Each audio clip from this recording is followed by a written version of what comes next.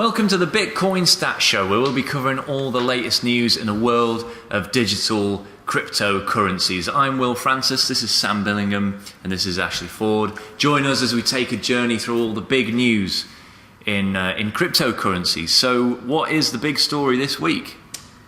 Big story of the week is Right, Sam and I have had haircuts. Indeed. Our favourite topic, Aurora Coin. Oh, Hey! finally the Finally airdrop. dropped yesterday. Did the airdrop equals a price drop? It did. Yeah, It did. 50%. But not for 16 hours. Yeah. Has anyone held on to their Aurora coin? Yeah, why not? Have you? Yeah, I've written it off. Yeah. So if it's ever worth anything, debt. then great. But that's probably not the right way to talk about it. I'm a bit more optimistic. It's just that it's a great thing, you know, but I just shouldn't have bought it at such a high. Yeah, $100, right. Yeah. Yeah, Anyway, I was right behind you. so what's the status of the airdrop? Currently, there's been 4% of the airdropped coins which have been applied for and released, but that actually accounts for, you say, about 10%. There's 4.5 million in this first 4-month round. Yep. And yeah, so it's more likely like 9%, let's say. Yeah. Didn't all go smoothly though. Really? Well, No, it didn't. There was an outage when loads of people tried to claim the site went down. yeah, there was an outage, Classic. and someone also complained that they were outside of Iceland and they couldn't claim their coins. It's Bloody like hell. geo-locked to Iceland only. Yeah. Yeah. And also somebody else complained that they tried to claim it and somebody had used their identity to That's right, claim yeah. their coins. Yeah. Which it wouldn't surprise me if that's possible to happen if you've given out your government ID somehow, or somebody knows yours, they could have claimed it. And how long have people got to claim these? Is that indefinite?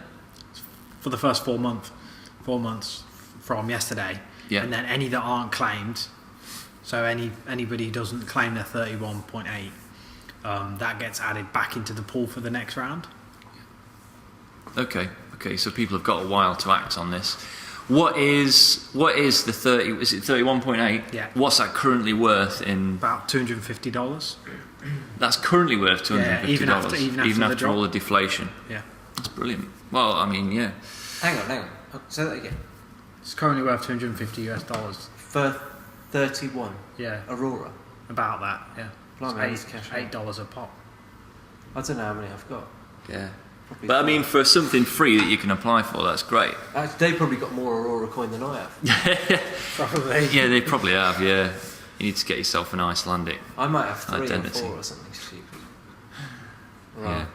Well, sad times. Anywho, How many drops are there? 3 drops, three Three drops. drops. 3 rounds. All 4 months apart. Yeah. So over the course of a year, there'll be 3 drops, each of 4.5 million. No, I can't remember. It adds up to that 10.5 million. And if the first set are claimed, will they immediately go to the next one, or is it just No, it's after 4 the months? 4 Is 4 months. months? Right. There's no way that all of them would get claimed as well. That'd be Yeah. I'm incredible. just saying but, it's only waiting circumstance.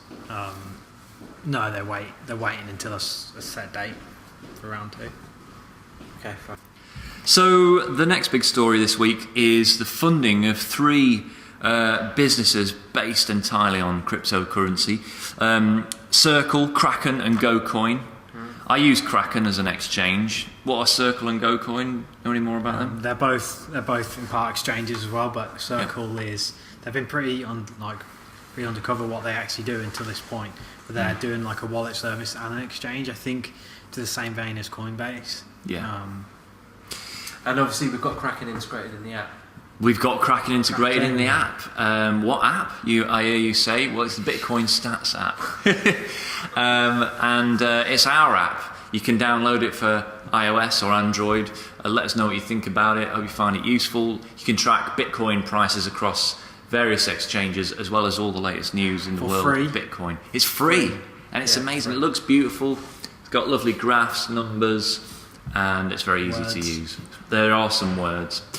Anywho, yeah, Kraken got 5 million worth of funding. Yeah. It's quite a lot of money to invest in a company. It shows that they're, being taken seriously, which is great.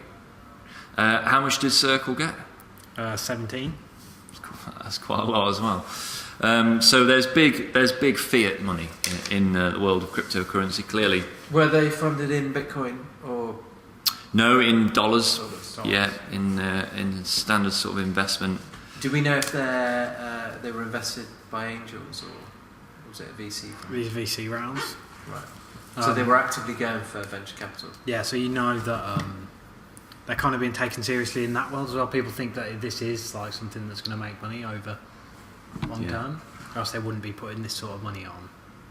Totally, and that all adds to the. Did they say what they were going to do with the money? Have they said what the money's for specifically? Circles to Continued development. Or yeah, on their like exchange and wallet services, and Kraken is to just like allow them to further develop it now. Okay, cool. All right, good. There was a great Dogecoin story this week, of course. Of course. The Dogecoin Reddit community have sponsored a NASCAR. They've sponsored Josh Weiser's car. It's on screen now. You can see it all over body decal. Beautiful. That's not necessarily what it's actually going to look like, though. No, obviously it's Photoshop representation. not the final design, but needs to be approved. Exactly. There's also a design competition going on Reddit at the moment. Yes, for the design. there is. So get involved. And so if for one race, he's going to have the livery of the Dogecoin with a huge Dogecoin probably somewhere on the car. And he didn't have a sponsor at all before this. He was just riding in blank stock car. Yeah. So it's going to be quite cool for him, but it's only for one race, and it would cost $55,000 worth of Dogecoin. Right. But it was an accident. Yeah, didn't someone accidentally added an extra zero? Somebody intended to donate 2 million. 2 million and added an extra zero. It's not the first time we've heard about people accidentally sending the wrong amount of crypto coins to people. And then he went onto Reddit, said there was an accident, and asked somebody to match his donation. And somebody else donated 10 million or nearly 10 million. So a good portion of the accidentally, no, but a good portion of it came from these two people. Right, it's pretty cool. That's brilliant. So, Jamaican bobsleigh team, NASCAR. What could be next for the? It's in the Guardian, wasn't it? Or was it the Guardian? Yeah. Well, or Metro. Who was it that bought the Guardian ad? I think it was the Guardian. Yeah, it was the Guardian ad, but they won a competition. Due Deal, they won the competition. Yeah, and they ran a Dogecoin ad for a laugh. Yeah. What could the Dogecoin community sponsor next? Should they be sponsoring NASCAR? Should they be, building water wells in Africa? I think there is a Doges for Water campaign, or there was at some point. I'm not sure if it's still going on, but it's a good question because, like, they spent half that amount or less on the bobsleigh team, and that was like to take a team to the Olympics and lasted a lot longer than one race. Yeah, that's good. Just shows what you can do, with a bit of dodge. Mount Gox. Back again. We get to use our Bitcoin stat show without Mount Gox. Well, I get to use my slide in the edit. There it is. Boom. Well, it's your slide. You made it actually. Yeah. Mark Corpelis has found an old wallet with 200,000 Bitcoin under his bed.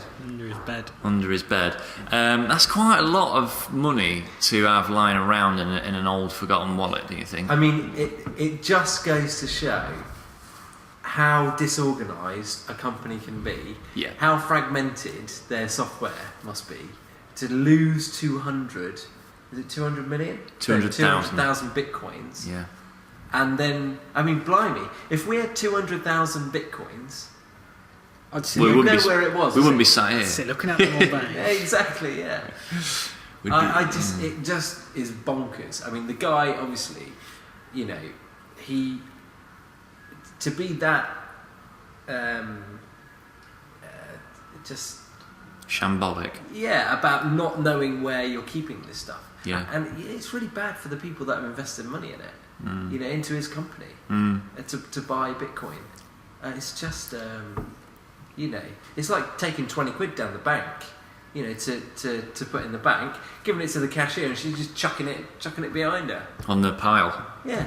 They'll sift through later, and if someone wants some money. Yeah, and there's a geezer there with a broom just sweeping it up into the pile. Do you know what I mean?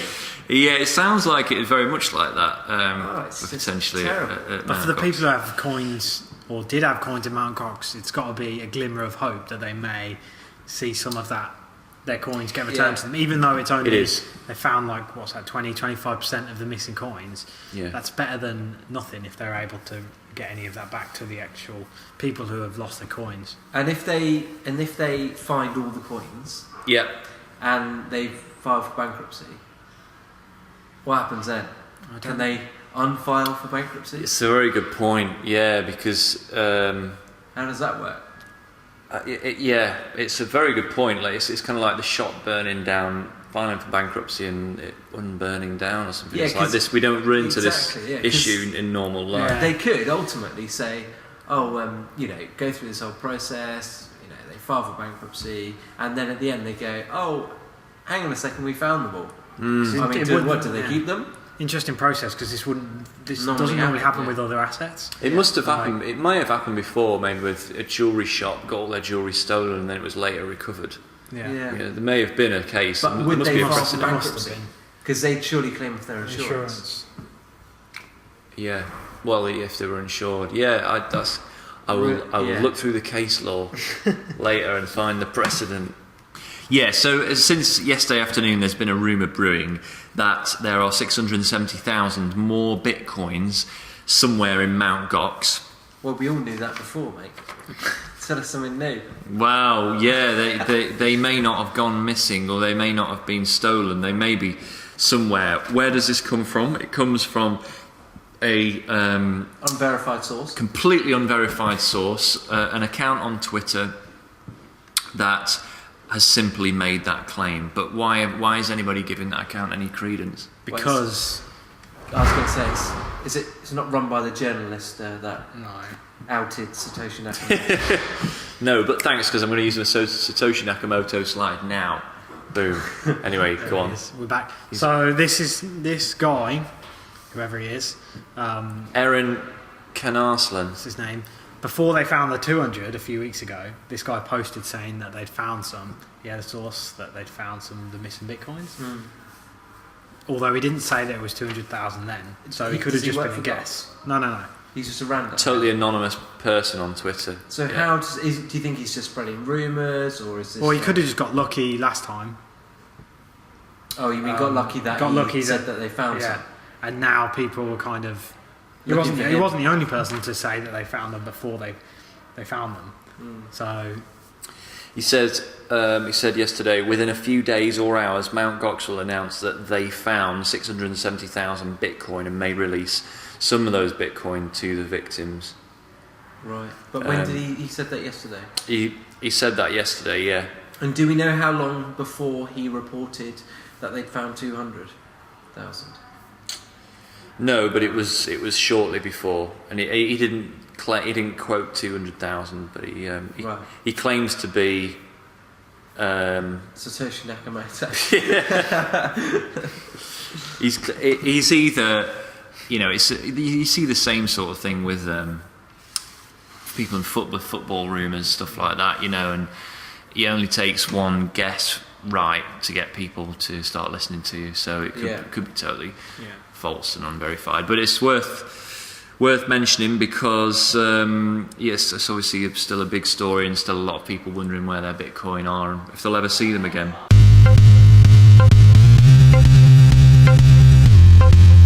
Any other news from the world of Bitcoin and crypto?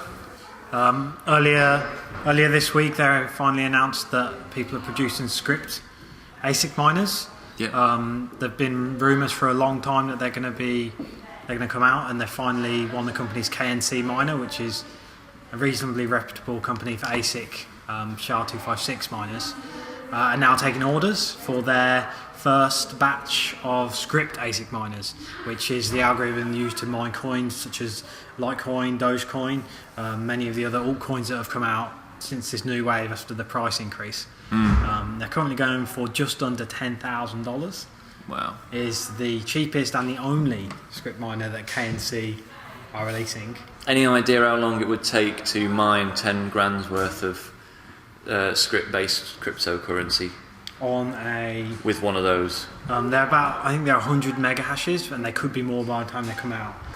Right, so with this current KNC miner at 100 mega hashes, you're looking at close to 1.3, 1.4 bitcoins a day. Right. Current prices, and they're far more efficient in terms of electricity than using like a GPU miner, which is the most efficient up to this point. So that sounds like you could get 10 grand back in about 10 days. well, the problem is that first of all, they're not out yet. You can't just go and buy one from a shop. You've got to pre-order it, and it's going to be like 3 months or so at least until they start shipping. And then you've got to think, I can't remember how many orders they've had a lot of orders. You've got to think as soon as these machines start hitting, the difficulty is going to fly up. Yeah. It means the rewards are going to fly down. So although in the first day you might get 1 Bitcoin, like the second day you might be looking at like I don't know, 20% of the Bitcoin, or it's going to go down quick, especially if they're as good as people are expecting. So it's really hard to guess or estimate how much one of these things is going to make until the first few batches are out in the ecosystem. It's hard to guess what their effect will have on difficulty. And so there's so many different coins that use the script algorithm, being that it's more difficult than the SHA-256 algorithm, which has made all these altcoins kind of more valuable. It's going to be like you launch one of these machines on a random script coin, it's going to be far more powerful than a lot of miners have at the moment. Yeah. So we're going to see a lot of these altcoins that aren't very good, or just clone coins, are just probably going to die off really quick. That's a good Interesting. thing. That's very interesting. Narrow the market. Yeah. But also grow the value. Yeah, exactly. Presumably Of the more established ones, Yeah. potentially. Interesting. I've got some news. Dutch energy company BAS has started accepting Bitcoin. Really? So you can pay your energy bill in Anonymously. in the Netherlands anonymously. Yeah, basically. It's quite interesting Wasn't if people me. are mining there. Yeah, that's right. Yeah, it is. Yeah. Yeah, the irony. Because they're using all the electricity to mine and then paying it in Bitcoin. Yeah. Yeah, so a press release from BAS said, we're in the midst of empowering our clients to increase their energy independence and become part of a global energy transition that funds itself. Hence, our decision to accept Bitcoin made absolute sense. Great. Boom. Cool. Yeah, the more people do that, Move in the right direction. the better for Bitcoin stability and fluidity and liquidity and all that. So. Yeah, the company touts that its mission is to pave the way to energy independence and to empower a society to make us 100% renewable. Wow.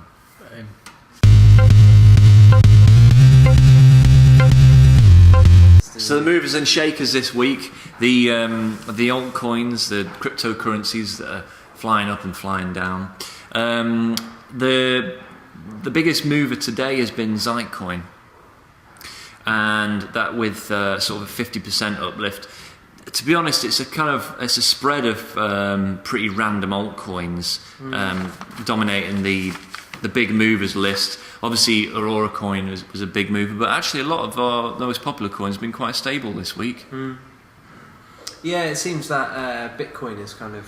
Bitcoin went down Bitcoin and then steadily come back up. But I mean, generally, the fluctuations haven't been as much as they were before Christmas. So, there's hope that the swings might slow down a little bit. Yeah, it's been a stable week. Hopefully not to the point where we actually cancel the segment of the show where movers and shakers and we just say it's the same this week. Yeah. Exactly. So that's all from the Bitcoin Stats Show. Thanks so much for joining us this week. I'm Will, this is Sam, this is Ash, and we're the team behind the Bitcoin Stats app, which provides real-time Bitcoin prices and Bitcoin news in one handy free app available now on the iOS App Store and the Google Play Store. So that's it from us this week. Join us next week when we'll have all the big and small stories in the world of cryptocurrency. Thanks a lot and goodbye.